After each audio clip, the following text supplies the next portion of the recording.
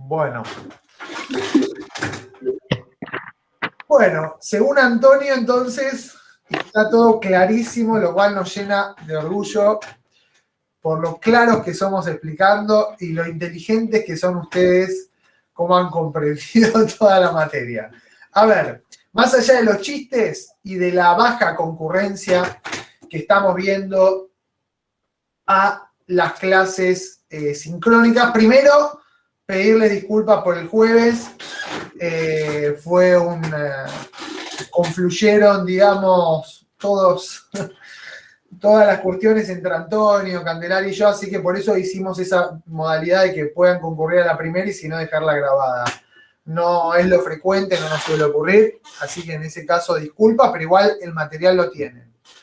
Con respecto a la concurrencia a los vivos, miren, quiero decir, nosotros no tomamos asistencia, lógicamente, a esta altura de la vida universitaria de ustedes, esto depende de ustedes, y yo les puedo asegurar que cada clase que vienen, si la escuchan y participan, son 3 o 4 horas de lectura que después se ahorran para entender algunos temas, ¿está? Así que queda a criterio de ustedes, nosotros sabemos quiénes concurren y quiénes no, quiénes participan y quiénes no, y eso también lo valoramos, ¿está? Bueno, hoy nos toca pasar ya una etapa más general de la materia, nos vamos metiendo ya un poquito más adentro del proceso y en ese íter de actos procesales que arrancan generalmente en la demanda y culminan generalmente, o así está previsto, en la sentencia, pero puede culminar de otras maneras también. Para eso tenemos que superar una etapa prejudicial obligatoria, que es la mediación en el ámbito nacional y en la mayoría de las provincias también. O sea, entre esos métodos alternativos de resolución de conflictos, la mediación en este punto es obligatoria, la que está prevista por la ley, por un mediador matriculado, etcétera, como previa paso para iniciar una demanda, salvo en los casos que la ley mismo excepciona. Entonces, como principio general, el proceso se va a iniciar con la demanda. Una vez que yo cumplo con este requisito de admisibilidad, tengo el acta y la acompaño a la demanda. Pero puede ocurrir que yo deba a realizar algún acto procesal anterior a la demanda, que son esto que nosotros denominamos, que el código, denomina diligencias preliminares, que agrupan dos institutos totalmente diferentes, pero que están agrupados ahí en el código. Artículos 323 y 326. Por un lado, están las diligencias, escuchen bien, preparatorias de la demanda. Diligencias preparatorias de la demanda. Por el otro lado están las medidas de prueba anticipada. Son dos cosas diferentes. Tienen objeto, contenido y trámite diferente. Las diligencias preparatorias de la demanda, como habrán escuchado en el audio, tienen por objeto justamente lo que dice la palabra, preparar una demanda de un modo eficaz. Es decir, me encuentro como abogado del actor, o como parte actora, no importa, o incluso como futura parte demandada, con una situación en la cual me faltan herramientas, me faltan elementos para preparar adecuadamente la demanda. La verdad, una diligencia preliminar de parte demandada, Antonio, yo no vi nunca, pero bueno, el código lo establece como queriendo decir, bueno, mire que el demandado también puede, pero no es lo frecuente que alguien abra el paraguas antes de que llueva. Me tildó la imagen. ¿Se escuchó lo último? Sí, sí. Bueno. Bien. Vamos a directamente a ir a los fallos que están en el blog.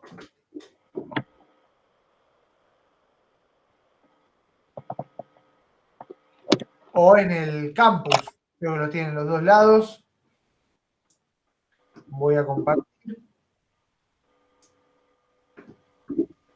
Bien, vamos a ir primero al número 5.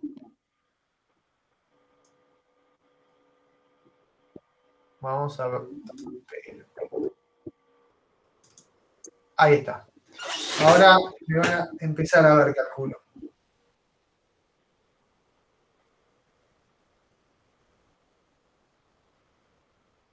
Ahí está, ¿no? Sí, se ve. Bueno, bárbaro. Este es un fallo de la Cámara Comercial. Vean, este es un formato de sentencia de Cámara Comercial. Cámara Nacional de Apelaciones en lo Comercial, Sala F. Esta es la carátula. Está siglada, no sé si porque es reservado o qué. Expediente comercial número tanto. El lugar, la fecha y arranca la resolución.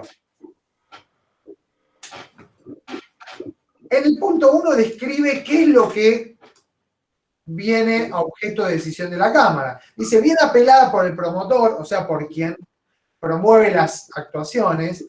El decisorio se utiliza mal como sinónimo de sentencia, de decisión. Yo nunca sé por qué no dicen decisión en vez de decisorio, porque decisorio es un adjetivo, en verdad, no es un sustantivo, pero bueno. Esas son, ¿cómo se llama? Modismos del lenguaje técnico jurídico que aún subsisten. Viene apelada por el promotor el decisorio de Fojas 13 que denegó la medida preliminar consistente en el libramiento de un oficio al banco girado para que se informe en relación a los cheques fotocopiados a Fojas 8 a quien, de los dos titulares de la cuenta, pertenece la firma inserta en los mismos. Traducido, alguien que tenía un cheque en su poder firmado por dos libradores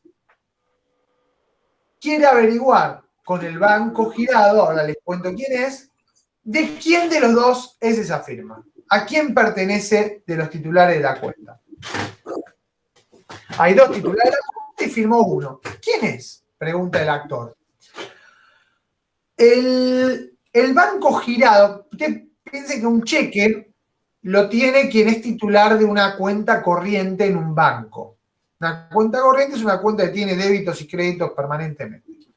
Entonces, uno paga con un cheque y se lo entrega a una persona, X, y le está pagando a esa persona con el cheque.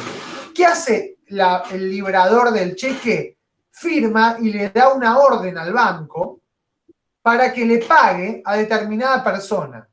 Entonces, esa persona va con el cheque al banco y dice, mire, yo soy Juan, acá el librador le está diciendo a usted, banco girado, que me pague a mí. ¿Está? Eso sería la mecánica de un cheque. Bueno, acá aparentemente hubo algún problemita con el cheque y el beneficiario, digamos, el acreedor de este cheque, está queriendo saber quién de los dos titulares de la cuenta lo firmó. Tengan en cuenta que el banco, justamente para entregar cheques, certifica la firma de los que son los titulares de la cuenta. ¿Por qué? Porque cuando le venga la orden de pago con el cheque, va a tener que cotejar que sea de su cliente, si no, cualquiera firmaría el cheque. Entonces los bancos suelen certificar las firmas. Ahora bien, estamos hablando de un banco. Entonces, ¿qué pasa si ustedes son actores y se encuentran con la necesidad de tener ese dato? ¿Ustedes piensan que el banco se los va a informar? Probablemente no, porque además hay secreto bancario. Sí, no me lo debería informar. Entonces, acá empieza la Cámara con consideraciones generales sobre las diligencias preparatorias. dice que la enumeración del, bueno, CPR 323 quiere decir del artículo 323 del Código Procesal, no es taxativa y deja a criterio del juez la admisión de otras medidas, en tanto justifique que la diligencia es imprescindible para emplazar correcta y útilmente la demanda. Si ustedes leen el 323, se van a dar cuenta que esta medida, llamémosla oficio a un banco para que informe el titular de la cuenta, no está prevista. Fíjense los 11 incisos. ¿Alguien preguntó algo? No. No, era alguien que estaba entrando. Fíjense en los 11 incisos y no van a encontrar el consistente en este oficio, en esta averiguación. Y esto es importante porque piensen que ustedes, generalmente las diligencias preparatorias, no siempre, pero generalmente, tienen que ver con la legitimación de la persona a la que quiero demandar. Tienen que ver con la preparación de la adecuada legitimación pasiva. Podría llegar a ser activa, pero generalmente es pasiva. Entonces, por ejemplo, no siempre, pero la mayoría de las veces, que la persona contra que se proponga dirigir la demanda preste declaración jurada por escrito y dentro del plazo que fije el juez sobre algún hecho relativo a su personalidad. El ejemplo que calculo que estará en el audio también es el de la mascota. Yo la mascota no la puedo demandar, pero necesito saber quién es el dueño justamente porque es a quien yo debo demandar. Es el titular de la relación jurídica sustancial. Entonces, de esa manera, yo tengo la sospecha de que es el dueño de la casa tal, y yo le digo al juez, mire, juez, fui a la casa, no me contesta. Voy con escribano, no me responde. Entonces le pido, le intime a esta persona que haga una declaración jurada sobre si es o no dueño de la mascota. Eso no impide que yo después promueva igual el juicio aunque me conteste que no. ¿Está? Después eventualmente tendrá alguna consecuencia vinculada con la mala fe. Pero yo puedo igual plantear la demanda, pero también estaría bien que yo ya me cerciore de que esa persona es el dueño de esa mascota. Por ejemplo, el inciso quinto, que el socio comunero, quien tenga en su poder los documentos de la sociedad o comunidad, los presente o lo exhiba. Pensemos en condóminos y en uno que tiene el documento y otro que no lo tiene. O en un socio de una sociedad. De hecho, supongamos que necesita los documentos ¿para qué? Bueno, para preparar la demanda que tiene contra ese socio. Y resulta que los documentos son comunes, justamente porque hay una sociedad o hay un comunero. Fíjense en inciso 6, que la persona que haya de ser demandada por reivindicación u otra acción que exija conocer el carácter en cuya virtud ocupa la cosa objeto del juicio a promover, exprese a qué título la tiene. Ustedes saben que no es lo mismo que alguien invoque el carácter de poseedor de la cosa o que alguien invoque el carácter de tenedor de la cosa. Porque el carácter de tenedor va a poder motivar una acción de desalojo. En cambio, el carácter de poseedor va a determinar una acción, no va a ser procedente la de desalojo, sino tiene que ser una acción real, una acción reivindicatoria. Por lo tanto, si yo no sé bien a qué título ocupa el demandado, puedo equivocarme de acción. ¿Está? Repito, aunque no me vaya a contestar la parte, yo igual puedo promover la demanda, pero también podría cerciorarme con anterioridad a qué título la ocupa para emplazar correctamente el proceso que debo promover. Fíjense, bueno, que se nombre tutor o curador para el juicio que se trate. Acá ya no estamos hablando de legitimación, acá ya estamos hablando de representación. Es decir, yo sé que tengo que demandar ¿a quién? A una persona con capacidad restringida o a un menor de edad. Por lo tanto, yo lo que le digo al juez es, señor juez, yo tengo que demandar al menor de edad, desígnele a un tutor o a un tutor si no tiene representantes legales, o bien a un curador si carece de él. Bueno, y después están otros otros supuestos ahí. Por ejemplo, la mensura es para que determine el espacio físico del terreno sobre el cual habrá de promoverse, por ejemplo, la acción de usucapión. Hay que delimitar, la mensura delimita. Bien. Entonces, sigamos ahora con el caso. Como verán, no está esta medida y la Cámara aclara que la enumeración del 323 no es taxativa. En este marco, dice, el oficio de la entidad bancaria parece necesario para la interposición eficaz de una eventual y futura pretensión de cobro. Ello así, por cuanto si bien el peticionante no acreditó haber requerido con anterioridad dicha información a la entidad bancaria, fíjense que acá no se acreditó haberla requerido con anterioridad, no se soslaya que los bancos son renuentes en brindar información sobre los clientes, amparándose en el secreto bancario. Y acá dice, agrega la Cámara, y en tanto la medida requerida no tiende a preconstituir prueba alguna, sino que se torna un recaudo previo para procurar al accionante el conocimiento de datos que resultan indispensables para que el proceso cuya iniciación anuncia pueda ser planteado eficazmente, juzgase procedente de la indagación que se propone. Nuevamente se los traduzco. No hay otra vía con la que cuente el actor aparentemente para acceder a esa información. Acá en el punto 3 reafirma básicamente esto. Perdón, acá en este párrafo lo que quiere decir es básicamente que eso resulta importante para el actor. Y en el punto 3 dice que no hay otra alternativa y que de ese modo se preserva el derecho constitucional de obtener una respuesta expedita por parte del órgano jurisdiccional. Bueno, ahí ya ven un poco cómo se delinea lo que son las diligencias preparatorias.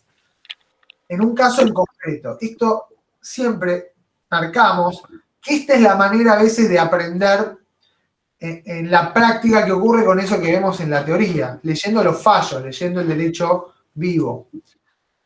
Bien, vamos ahora a lo que sería la prueba anticipada. Para eso, vamos a leer, ¿cuál era, Antonio? El de sala L, ¿no? Era el mejor. De la sala L, sí. Vamos a leer el de la sala L, que está muy piola. Fallo de sala L. Esperen que ya les voy a compartir. Ustedes lo tienen esto, ¿no? Sí.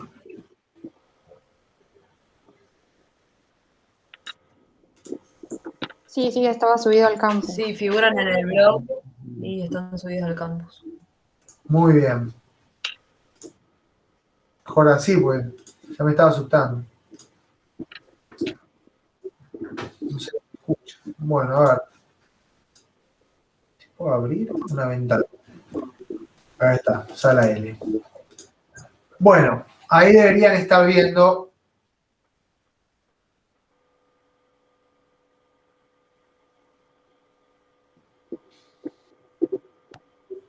Ahí ven, ¿no? Sí, se ve. Bien. Bueno, esto ya es un fallo publicado en un editorial, en este caso la ley, Thomson Reuters. Estos son los datos para identificar el tribunal que firma el fallo, Cámara Nacional Civil Sala L, la fecha, las partes, dónde está publicado y bueno, la cita online. Esto es un sumario que arma la editorial, no es el fallo, es un sumario que arma la editorial para tener, llamémosla, llamémosle, quiero decir, una síntesis de lo que el fallo quiere decir. Pero nosotros vamos a leer fallo. Bien. Acá la Cámara empieza por considerar, digamos, por contemplar el concepto general. Dice, el objeto de la anticipación probatoria que legisla el artículo 326 es asegurar pruebas de realización dificultosa o imposible en el periodo procesal correspondiente. ¿Qué quiere decir esto?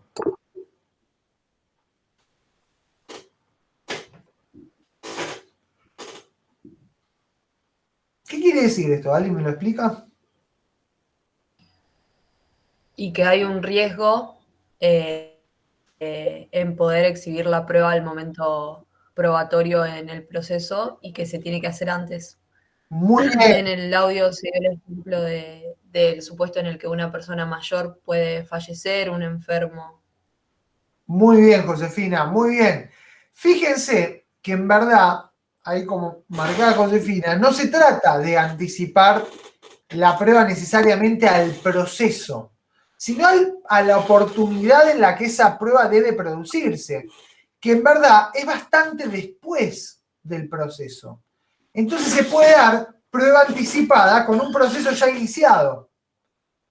¿Entienden? Por ejemplo, recuerden, a ver, no sé si esto ya lo vimos, ¿qué etapas tiene un proceso de conocimiento? Etapa introductoria, con la demanda, la contestación y los escritos constitutivos. Esta etapa lleva un tiempo, lleva bastante tiempo. Después viene la audiencia preliminar, después viene la etapa probatoria. En la audiencia preliminar el juez dirá, bueno, voy a designar un perito para que, bien, designa el perito acepta el cargo, luego va a examinar los documentos o los sistemas de que se trate, luego elabora el dictamen, bueno, para todo eso también pasa un tiempo considerable. Entonces, lo que busca las medidas de prueba anticipada es proteger los medios de prueba que no puedan ser producidos o que puedan ser producidos pero de una manera dificultosa, que frustre el derecho de la parte, en el periodo probatorio. Entonces se puede dar con anterioridad a la demanda, pero también con concomitante a la demanda o con posterioridad a la demanda. De hecho, la prueba confesional anticipada debe producirse con la demanda promovida, no antes. Bueno, acá empieza a explicar qué es lo que piden las sociedades actoras. Este es un caso interesante. Dice, las sociedades actoras solicitan, es decir, vamos a poner Adobe Systems Incorporation, que es, ustedes sabrán, es una empresa de software. Y promueve contra una empresa, Cambios Trade Travel, que quizá estuvo usando el software de una manera reñido con la licitud. Ahora yo los veo a todos ustedes borrándose los programas, el Office descargado de no sé dónde. Bueno, en este caso las sociedades actoras solicitan que el oficial de justicia se constituya el domicilio del demandado a fin de verificar con la asistencia de un perito en informática si utiliza programas de computación, software de propiedad de las accionantes, requiriendo a la empresa accionada que exhiba las licencias de todos los productos detectados durante la diligencia, de lo cual dejará constancia el perito. Ello en virtud de lo que, del derecho que la asiste por aplicación de la ley, que esta es la ley de propiedad intelectual, de derecho de autor argentina. Entonces, ¿qué dice la Cámara? Atento a la naturaleza de la acción, es factible que una vez entablada la demanda o conocida su existencia por la parte requerida, se oculte, modifique o destruya el objeto probatorio, o sea, las computadoras, básicamente, imposibilitando así la acreditación de los hechos por parte de las reclamantes. Claro, Adobe dice, me están usando el Adobe Reader sin licencia. Y la demandada se entera de esto y ¿qué hace con las computadoras? Se las lleva a un depósito. ¿Está? Atento ante lo avanzado de la técnica informática, dice la Cámara, no resulta hoy dificultoso alterar o suprimir datos aún en los discos rígidos. Ello justifica sin más la medida anticipada que se solicita. Yo les voy a decir una cosa con esto. Que cuando leo este párrafo me río porque ustedes saben que lo borrado, o sea, esto lo aprendí obviamente por un caso, no porque yo sea experto en informática, pero en la memoria de una computadora nunca está vacía. No existe la nada en la computación. Lo que pasa es que cuando uno llena con una información, la información se borra así, pero el borrarse es que pasa a otro lugar. ¿Y cuándo va a borrarse efectivamente? Cuando se ocupe ese otro lugar.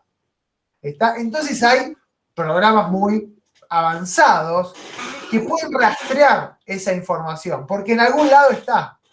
Entonces, en cierto punto, y digo, pues me ha pasado, porque ha pasado que en una pericia, claro, estaban yendo, el perito llega al lugar y dice, bueno, vengo a inspeccionar las computadoras. Sí, ¿me espera 15 minutos? Sí, dice el perito, porque tenemos que prepararla así. Se pusieron a borrar. Ahora el perito entra, luego dice, permiso, sí, como no veo. Ah, acá veo mails borrados. Dice, y claro, esto lo habían borrado incluso en la papelera de reciclaje, pero él puso un programa que encontró los correos electrónicos. Dice, es más, lo borraron hace 5 minutos. Así que imagínense que no es nada favorable para el demandado hacer eso. Bueno, eso más allá de que después, si tiene sentido la prueba o no, esa es otra cosa, pero quiere decir que me reía por esta mención de la cámara. Bueno, entonces, acá la cámara dice, bien, te doy la medida de prueba anticipada. Ahora les pido, antes de leer esto, que me lean el 327, primer párrafo. No, perdón. Primer párrafo no. Último párrafo.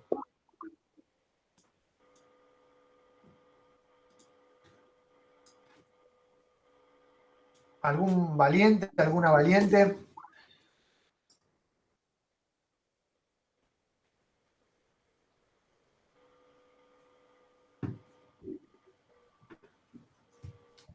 No están, ¿no?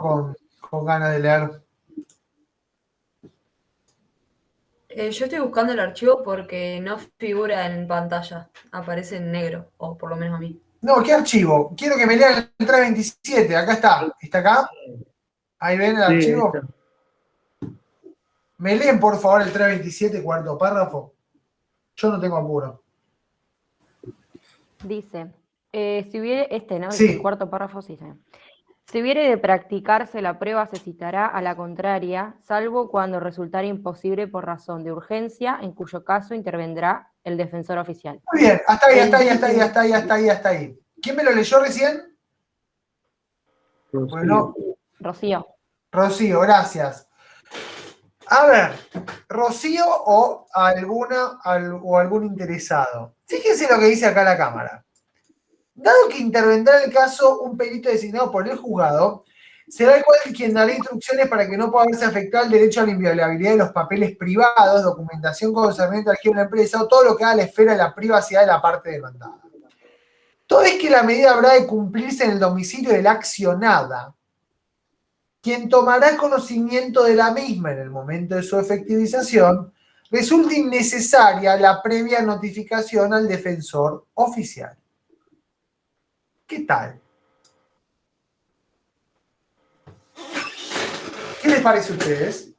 ¿Qué opinión tienen? ¿Está bien lo que dice la Cámara? ¿Es correcto? ¿Están de acuerdo? ¿No están de acuerdo? Los escucho. Sí, pero la accionada no tendría que tener su representación, o sea, su patrocinio letrado, si le van a caer directamente con la pericia. Y bueno, algo de eso hay. A ver, desde lo normativo, estrictamente, ¿es correcto lo que dice la Cámara? Acaban de leerlo el 327. A mí me parece que sí, porque una previa notificación pondría en riesgo el material probatorio. Bueno, pero ¿qué dice el artículo 327, cuarto párrafo que acabamos de leer? ¿Cuál es la opción que se da?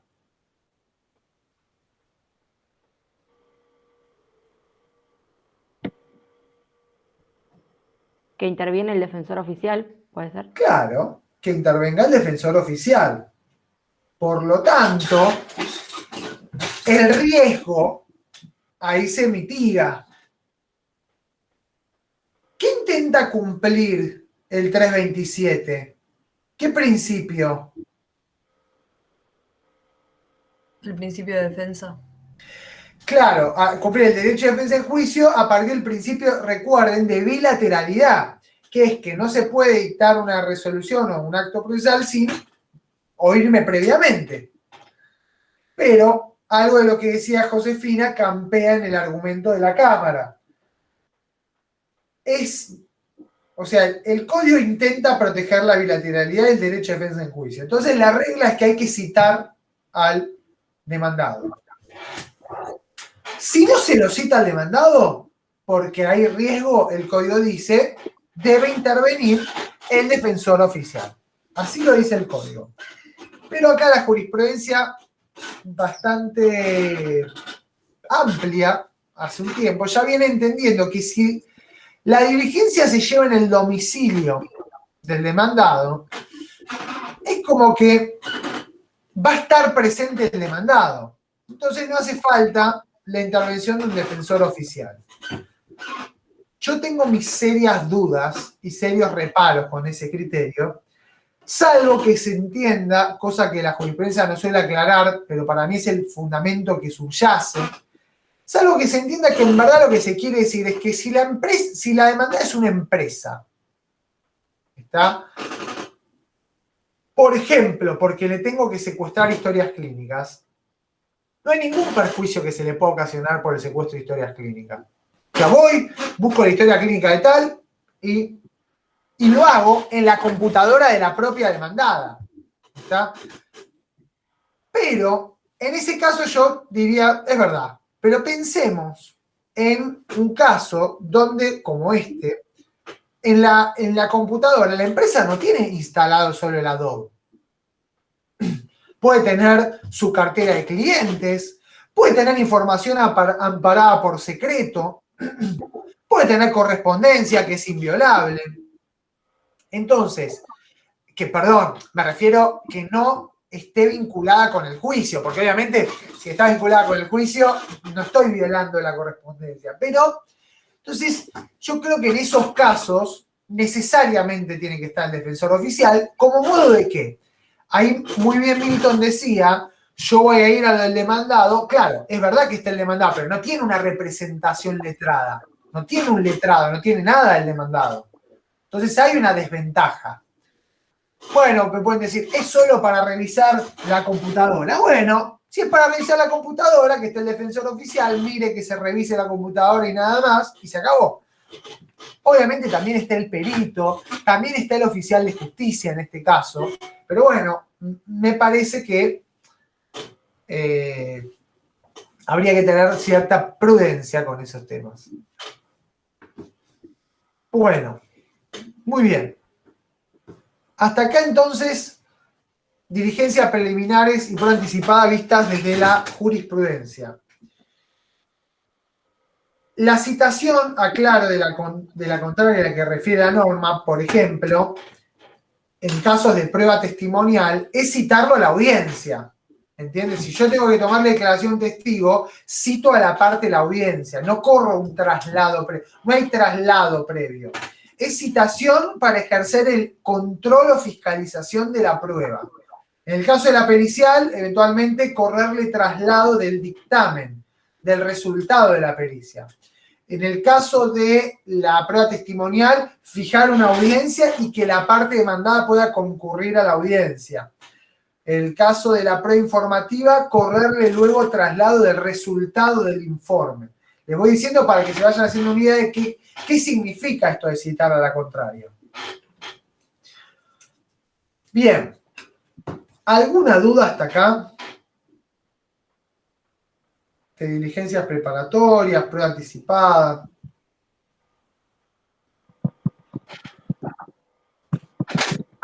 Bueno, pasamos entonces al tema siguiente. Profe, una duda. Con respecto a las preparatorias que se interponen, o sea, se hacen antes de interponer la demanda, ¿frente a qué juez se presentan? Bueno, el juez competente, artículo 6, inciso primero, es el juez del proceso principal, primero o segundo, no me acuerdo. Es el juez del proceso principal, ¿está? Entonces el juez competente, vos tenés que ver qué acción vas a promover y ese va a ser el juez competente. Listo, gracias. No. Fíjense el artículo 6, no me acuerdo si el inciso primero, segundo, por ahí. Bueno. El proceso judicial, como tal, genera gastos. Esperen que voy a buscar. ¿Qué inciso es? El cuarto es. Ahí lo busqué. En la medida preliminar del primer es el cuarto. Bueno, piensen que un proceso judicial, como tal, genera gastos. ¿Qué gastos genera un proceso judicial? Bueno, leamos el 77, artículo 77, para ir metiéndonos en este tema. Fíjense que dice el 77, la condena en costas comprenderá todos los gastos causados o ocasionados por la sustanciación del proceso y los que se hubiesen realizado para evitar el pleito mediante el cumplimiento de la obligación, incluyendo los del procedimiento de mediación prejudicial obligatoria. Después tienen algunas reglas puntuales. ¿Qué comprende entonces estas costas judiciales? Todos los gastos, menos los superfluos, y aún el juez los puede reducir si son excesivos. Pero, por ejemplo, tasa de justicia. ¿Qué es la tasa de justicia? Es un tributo, algunos lo llaman un impuesto, dicen no es una tasa, es un impuesto, bueno, sin entrar en discusiones tributarias, es un tributo que se paga por la prestación del servicio de justicia. El juez cobra un sueldo, el personal cobra sueldo, hay edificios de tribunales que mantener, o sea, el servicio de justicia tiene una ingeniería que debe ser solventada. Bueno, parte de esos gastos se suple con la tasa de justicia. ¿Tá? Entonces la tasa de justicia es el equivalente al 3% del monto del proceso. Después hay modos de calcularlos, incluyen intereses, cómo se calcula el monto del proceso, pero a grandes rasgos hay que calcular un 3% del monto del proceso en el ámbito nacional. Esta es la ley 23898 de tasas judiciales. También hay algunas tasas reducidas, en la sucesión se reduce, por ejemplo, a la mitad. Y la tasa la paga principalmente el actor al demandar. Es decir, con la demanda el actor tiene que integrar la tasa de justicia, dice la ley. Más allá de que después la tasa de justicia va a estar a cargo de la parte condenada en costas. ¿Está? ¿Y quién va a ser condenado en costas? A ver si alguno estuvo investigando.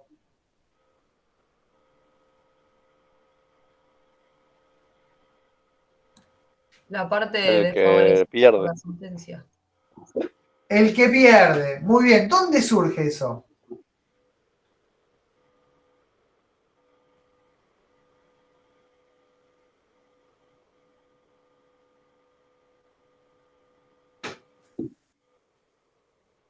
¿De dónde? De la sentencia. Muy bien, muy bien. Tiene que estar explicitado en la sentencia.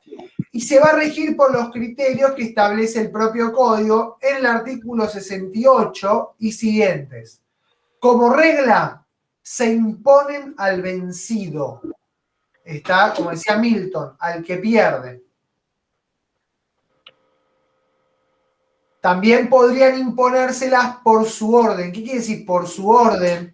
En el orden causado significa que se dividen las costas, cada uno paga lo suyo y los gastos comunes, como por ejemplo la tasa de justicia, por mitades. ¿Está? Cada uno paga los propios gastos y los comunes por mitades. Eso quiere decir costas por su orden. Entonces, la regla del principio general es que se imponen las costas al vencido. Pero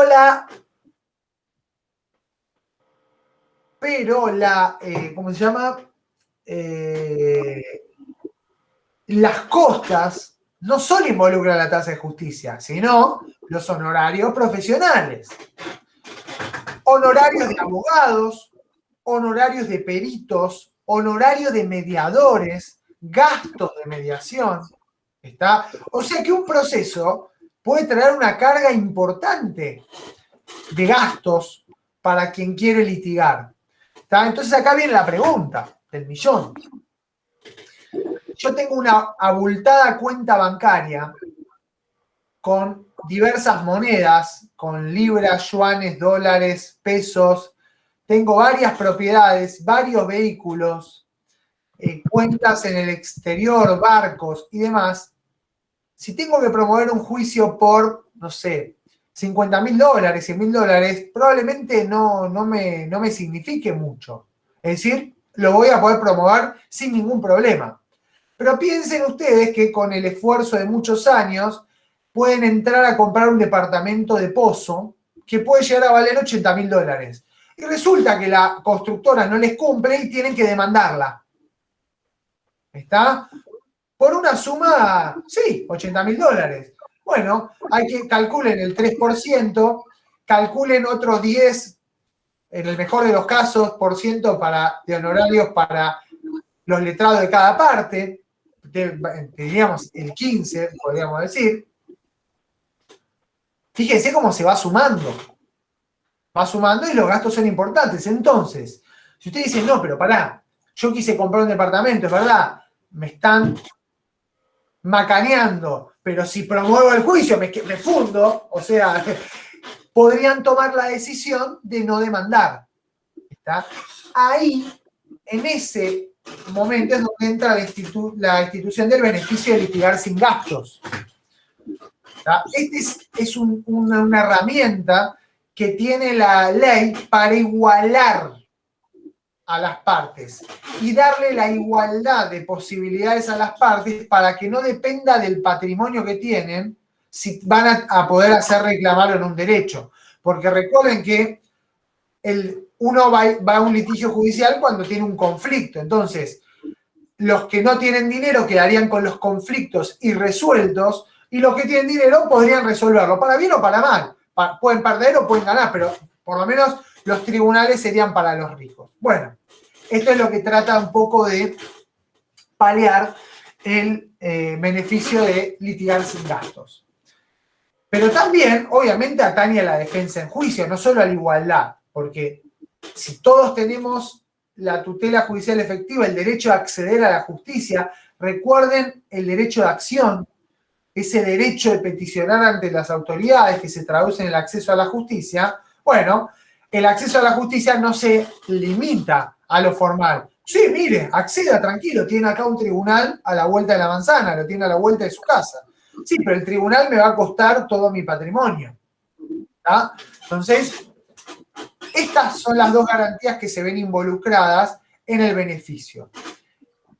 El trámite del beneficio es un trámite, obviamente se inicia por escrito, es un trámite incidental. ¿Qué quiere decir esto? Que en verdad es un trámite que accede a un proceso de fondo. El beneficio no tiene un fin en sí mismo. El beneficio tiene la finalidad de que yo pueda hacer el reclamo en el proceso de fondo. Por lo tanto, este trámite es autónomo en su tramitación, pero accesorio del juicio principal. El trámite es simplificado, lógicamente, se presenta lo que sería la petición inicial, se debe acompañar las declaraciones testimoniales por escrito, se hace ante el abogado, luego la otra parte, el citado, eventualmente podrá pedir que lo citen a los testigos para ratificar o para hacerle alguna repregunta. Y con una descripción de cuál es la situación patrimonial de quien reclama, si tiene ese fundado el pedido. Y ofrecer algunos medios probatorios para que acrediten esa circunstancia. Por ejemplo, un informe de los registros para que me digan que yo no tengo propiedades, no tengo coches, o las tengo. Pero mi patrimonio es impotente para efectuar el reclamo. Y no solo si mi patrimonio es impotente para efectuar el reclamo, es decir, fíjense que acá no es pobreza el único recaudo para acceder a un beneficio de litigar sin gastos, sino la dificultad o imposibilidad que me significaría a mí como actor acceder a promover la demanda, los riesgos en costos. Entonces hay que hacer una ponderación en cuanto al monto del reclamo. Puede ser que para alguien $100.000 no sea nada y puede ser que para alguien $100.000 sea muchísimo. Lo mismo con $1.000.000, con $100.000 o con $10.000. Es exactamente lo mismo. Entonces esa es la descripción que yo le tengo que hacer al juez, con algunos medios de prueba. Luego se va a citar a la parte contraria del juicio principal para que pueda controlar y fiscalizar la prueba que se produzca. Y también va a tomar intervención el órgano recaudador del tributo, de la tasa de justicia, porque si me otorgan, que es el fisco, porque si me otorgan el beneficio de litigar sin gasto, yo quedo exento del pago de la tasa de justicia. Entonces el fisco podría decir, no, momento, yo quiero controlar que no le eximan a cualquiera del pago de la tasa de justicia. Muy bien. Ese proceso va a tramitar y se va a dictar una resolución donde el juez va a otorgar total o parcialmente o rechazar el beneficio de litigar sin gastos. Tengan en cuenta que puede ser parcial, ¿está? Que puede ser que el juez diga, bueno, no está en un estado de total insuficiencia patrimonial para el juicio, entonces le otorgo el beneficio pero en un 50% de los gastos. Entonces, bueno, la parte va a asumir los costos del proceso hasta un 50%.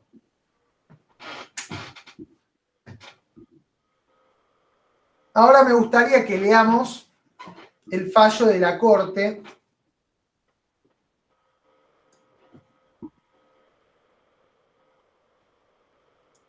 que lo voy a abrir.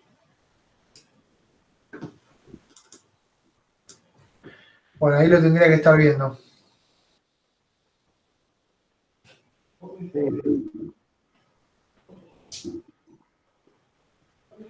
Bueno, acá explica la Corte que promueve la actora, promueve el incidente a fin de que se le conceda el beneficio de litigar sin gasto. ¿Quién es la actora? La actora es una asociación de superficiarios de la Patagonia, o sea, es una persona jurídica. Acá la Corte empieza por señalar esto que decíamos recién, que el beneficio de litigar sin gasto se encuentra sustento en dos garantías, la de defensa en juicio y la de igualdad ante la ley. Fíjense que por su intermedio se asegura el acceso a la administración de justicia, no en términos formales, sino con un criterio que se adecue a las circunstancias económicas de los contendientes.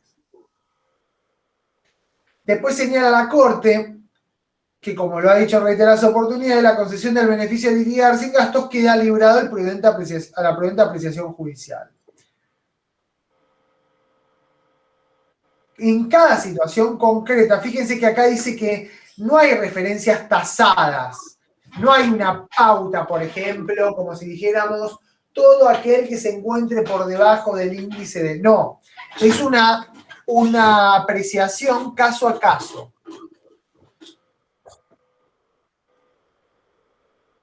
Luego, la Corte señala que el artículo 79 no contiene distinción alguna al respecto, por lo que cabe interpretar que contempla también a las personas de existencia ideal. Acá está la sustancia de este fallo.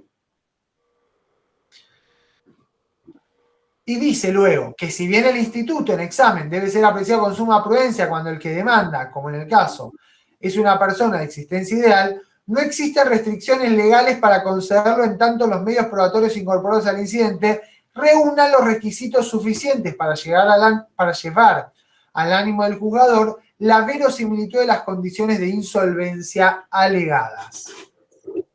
Después léanlo el fallo porque es como la Corte analiza puntualmente por qué en este caso se da el supuesto de el beneficio. ¿A qué vamos con esto? Personas físicas y personas jurídicas, y agrego yo, incluso sociedades comerciales.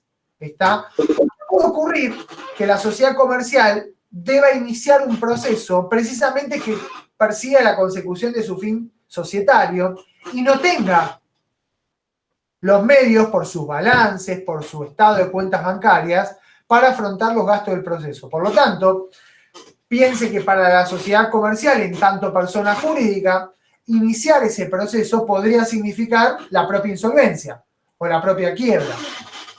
¿Está? Entonces, por eso la jurisprudencia ha admitido el beneficio de litigar sin gastos para las personas jurídicas también. Obviamente, siempre y cuando demuestren esa verosimilitud de que tienen impotencia para afrontar los gastos del proceso. Una vez concedido el beneficio de litigar sin gastos, total o parcialmente, la parte estará exenta del pago de los gastos judiciales. ¿Hasta cuándo? Hasta que mejore de fortuna. La mejora de fortuna suele decirse que se tiene que dar por circunstancias extrañas al proceso mismo, porque cobrar lo que yo reclamo en juicio para la jurisprudencia mayoritaria, en principio, no es mejora de fortuna. ¿Está? Por ejemplo, cobrar eso que estoy reclamando, yo no mejoro de fortuna por eso. Pero bueno, hay que ver cada caso en concreto. La regla es que no. ¿Está? Bueno, ¿alguna duda hasta aquí?